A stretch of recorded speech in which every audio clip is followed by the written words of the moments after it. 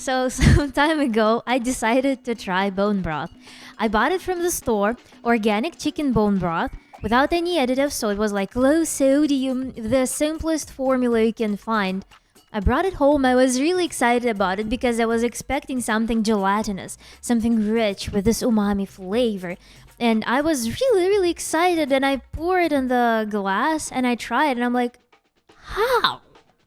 How was that possible? I literally bought brown, watery liquid that was bitter without any flavor whatsoever. I was completely disappointed in it. And I was like, is this bone broth? It was like my probably first time trying it, like as a pure bone broth, because usually like in Russia we have a dish called холодец.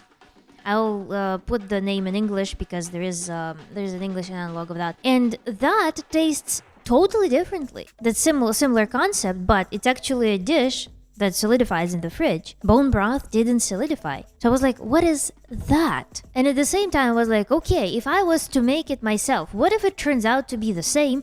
Or also like I would need to buy a crock pot, or I would need to monitor like boiling bones for like 24 hours, whatever, however much it takes. I basically have no reliable means that would suit me right now to make my own bone broth. At the same time, what about the store was not something that I would consume voluntarily. I faced a dilemma, like what to do, because as a recovering ex-vegan, one of the objectives of my recovery was to restore collagen. Restoration of collagen requires glycine, proline, hydroxyproline that are abundantly found in connective tissues of animals. At the same time, I acknowledge that when you are on an animal-based diet, when you are consuming a lot of lysine and methionine, you rely on surplus of glycine because you want to neutralize the acidic residue from the breakdown of those amino acids. And at the same time, now this glycine can actually be used because you're not limited by essential amino acids, like that happens on a vegan diet when you are not getting enough of them. So glycine doesn't have anywhere to go to get disposed. So glycine, the demand for glycine specifically, is increased, and you can actually take advantage of it when you are no longer vegan. I started looking into how I can get it dietarily without opting for supplements. Something like collagen supplements is a really tricky thing. Not all of them are of high quality. You can spend a century researching the market to find all those collagen supplements that would be pure, good, and even then, there are no guarantees. I'm really not into supplements per se. There are a lot of controversies surrounding collagen supplements, so I just don't want to delve into that. I was looking for natural alternatives, and I started researching like how can I get the analogous nutrition that I would be getting from bone broth, because I am not going to get bone broth. Another thing is that I don't believe in something that requires millions of hours in the kitchen, millions of hours of preparation to be done. And so today I would like to list you some things that I came up with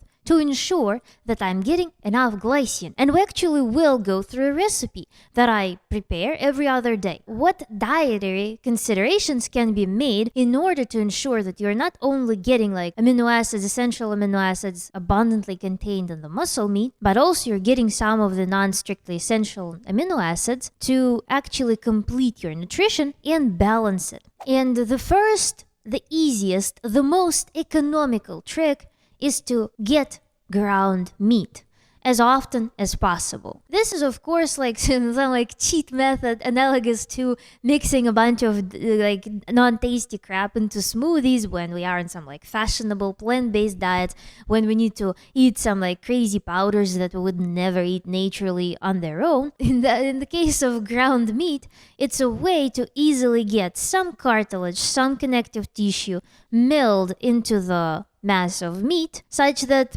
you don't have like discrete piece of something stretchy to consume. Not everybody can do this, especially when the meat is cooked. Those things become extra stretchy, those things acquire certain flavor. With raw meat it's probably less so, but when meat is cooked, then it is a little bit harder. But there is a way to consume all those stretchy things that you find in the steaks when they're ground up. Ground meat is the cheapest meat that you can get of high quality if you are on the budget. So this is the first and the most viable option for bumping up glycine consumption on an animal-based diet. The second thing is a little bit more luxurious because this is to get meat on bones. This is actually my favorite kind of meat. I absolutely love meat on bones.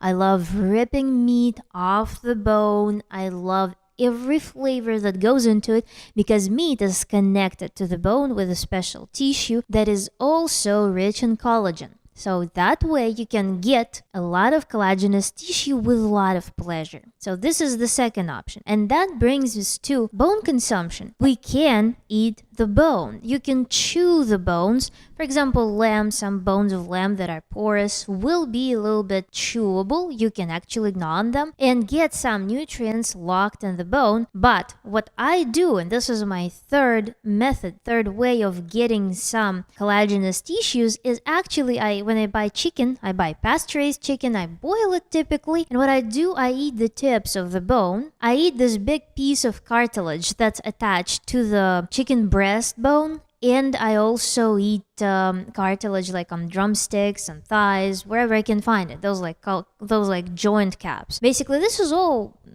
I eat all of this, and I actually love this, and I have been doing it since childhood pretty much. I've basically always eaten bones in my life, and chicken, like poultry, is the perfect way to do that. And then, of course, you can choose the steaks that have all this collagenous tissue in them, like skirt steak, typically more expensive. But again, if you are not on a budget, this may be also a viable option for you. But again, the alternative to that is literally to eat ground meat. And also, by the way, on the chicken subject, did mention that skin is also edible. And actually, in many cuisines, there are chicken feet, pork ears, like pig ears. They eat all of that. You can get some pieces of skin of different animals as well. And the last thing that I employ for collagen building and for getting enough of glycine is to consume gelatin. And today I would like to share a super cool and easy recipe with you. It's based off traditional Italian recipe. Of course, Italians probably would have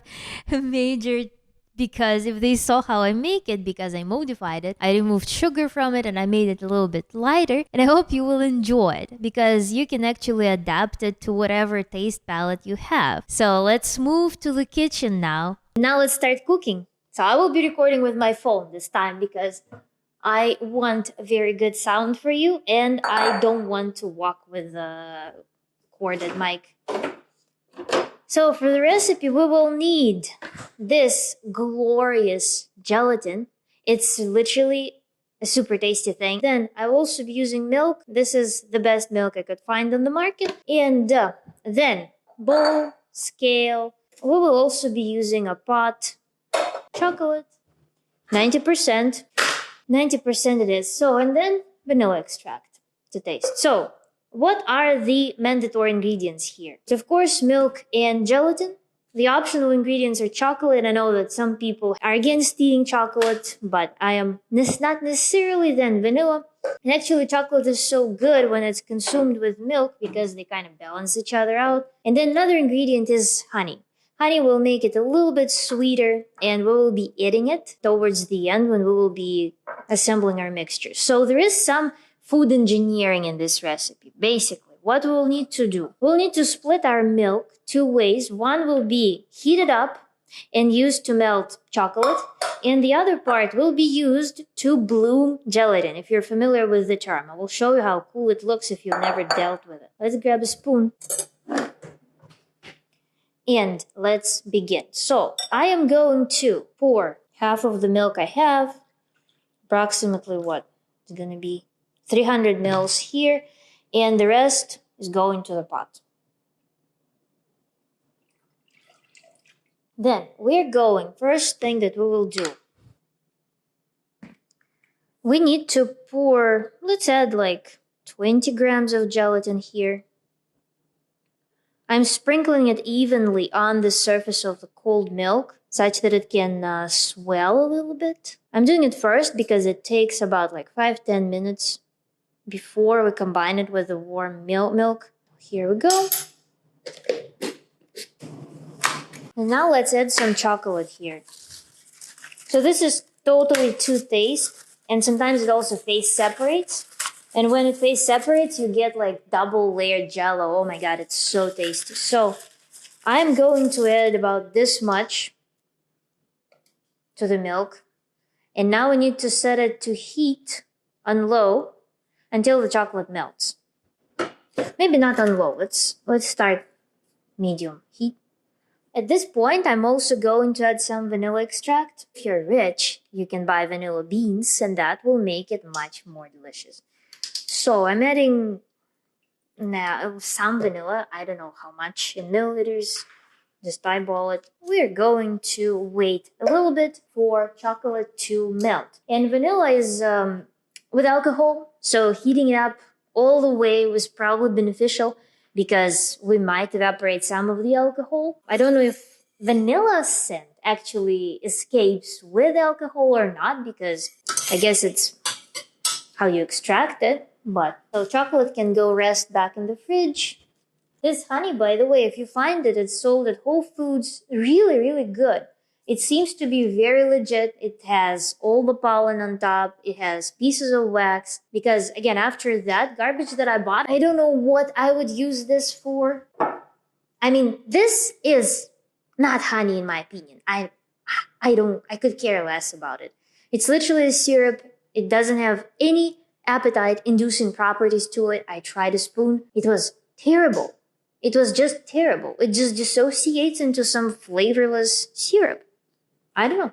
Very bizarre. Maybe I'll end up using it as, I don't know, some like fly trap, because it's August, so flies become a problem by this time of the year. Maybe that's what I will do, but now let's check what's happening with our chocolate here. This will require some stirring. So we need to stir when it starts melting, such that all of those little pieces dissociate, dissolve in milk, evenly emulsify. So that will be a little bit of work. It smells so deliciously. Oh my god. Vanilla extract with chocolate. It's somewhat smells like Kinder chocolate if you're familiar with it. There's no need to bring milk to boil for this recipe. It's literally, you need to hit high enough temperature for chocolate to homogenize. And actually, for example, my mom is saying that gelatin can be overheated, so you don't want to go over a certain temperature. I saw some resources recommend to not go beyond 80 degrees Celsius. It might be handy to use a thermometer if you're heating all milk with gelatin all at once. I usually literally do the following. I prepare the warm milk with chocolate, and then I add my cold mixture, and I add it when I already take the pot off the heat. And that way, it warms up just enough for gelatin to dissolve, but it doesn't kill those like gelatinous properties of it. So this is how I approach it. I actually don't know how much milk I put in the pot. I usually do 300. I split 600 milliliters both two ways. That's how I usually approach it. This one is probably less because I was approaching the end of my milk bottle. So that's my recipe. 20 grams of gelatin, 300 cold, 300 warm, and combine. And then for the whole mixture, I will be using just a teaspoon of honey. And honey will also be added towards the end because we don't want to heat the honey. I don't know if this recipe is possible to replicate with raw milk, with preserving the raw milk properties. You can, again, heat just a small fraction of milk and then add the remaining part. You can skip chocolate and also bring the temperature just to like 40 degrees Celsius before they start destroying proteins. Something like that. Maybe, but I don't know for sure. And I'm using low temperature pasteurized milk for mine. I don't care. I eat raw dairy in other forms, so there are not many flakes of chocolate left. So we will be transferring soon. It is actually recommended to use chocolate bars, not chocolate chips, because some of the chocolate chips, they have something added to them that makes them hold their chip shape. And this is something we don't want. We want very melty chocolate. So if you want to find, 95% dark chocolate wafers specifically for melting, then it will work. But this Lind has pretty good composition, It doesn't say that it has any soy lecithin or anything like that in it. So it's just chocolate and a little bit of sugar added. Another correction to this recipe that I made, traditionally, panna cotta is what we're making, is made with cream. But for now, I just use whole milk. So this is our chocolate milk now, and I think it's ready. So I'm turning off the heat, and we can start transferring our cold gelatin. So I will stir it up. This is a really good gelatin, actually. So I would really encourage you to try it unless you have some other supplier that you enjoy already. It differs so much from what you can find at the grocery stores. It's insane. It smells a little bit and very naturally. It doesn't have that disgusting, offensive odor that was in my nose for a whole day after I tried it. That the knocks, or whatever knocks gives you. So this one is really good. And it's grass fed as well.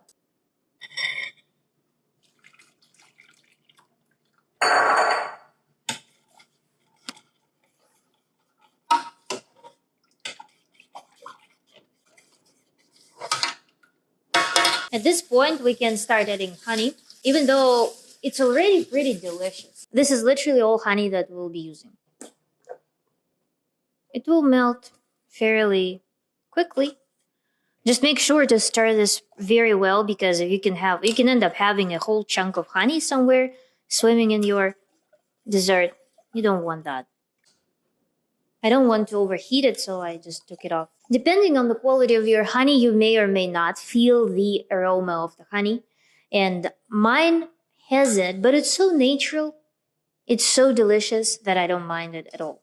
If anything, it probably will make your chocolate note taste more like Hershey style. And also at this point, you can also consider adding more vanilla if you wish. And this is literally where I will chill my jello. You can also strain this mixture to remove all possible, film that forms on top of milk, possible flakes of chocolate that didn't melt. And if you use vanilla bean itself, then remnants of that you can catch potentially. So you can strain this mixture. I don't care. I don't want to wash more dishes, so I just literally go with as minimalistic setup as possible. And of course, you can use, instead of one big bowl, you can use little dishes, glasses, because this is how you can actually serve this dessert afterwards. You can decorate it. You can do so many different things. But again, they're not my priority. That's why I'm going with the simplest, the least work process. I can't feel any chunks of honey in this mixture. I think it's ready to be transferred. So, very good.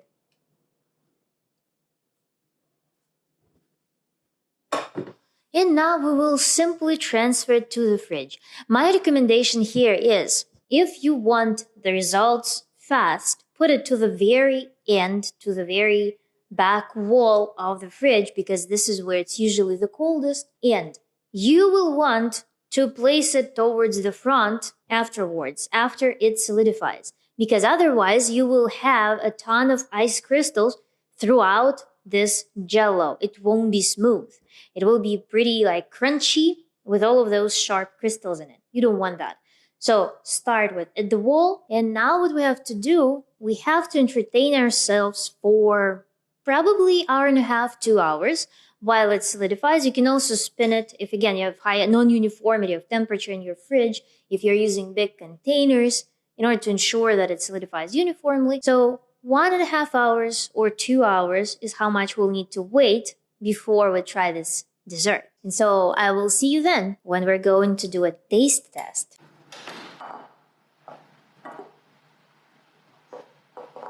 Pom, pom, pom, pom, pom, pom, pom.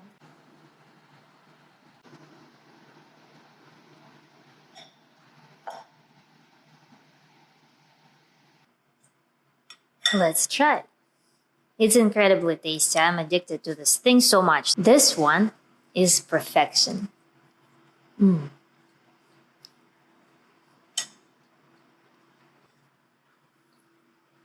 If you need to restore collagen after a vegan diet, this recipe, along with other tips, along with other tricks, may be very useful, may be very handy, and you will almost inevitably achieve success in restoring your collagen, normal plumpness of skin, normal bones, normal joints.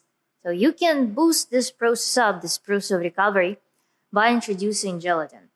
Make sure to choose high quality gelatin such as grass-fed, preferably organic. And then this recipe is so versatile too. You can combine it with, I don't know, like some fruit-based jello if you want. Remove chocolate because if you have any nutritional concerns related to chocolate because it's virtually toxic, right? Because of high level of caffeine, because of tannins. So it's not the most optimal food if you are on super refined diet, but if you aren't, why not?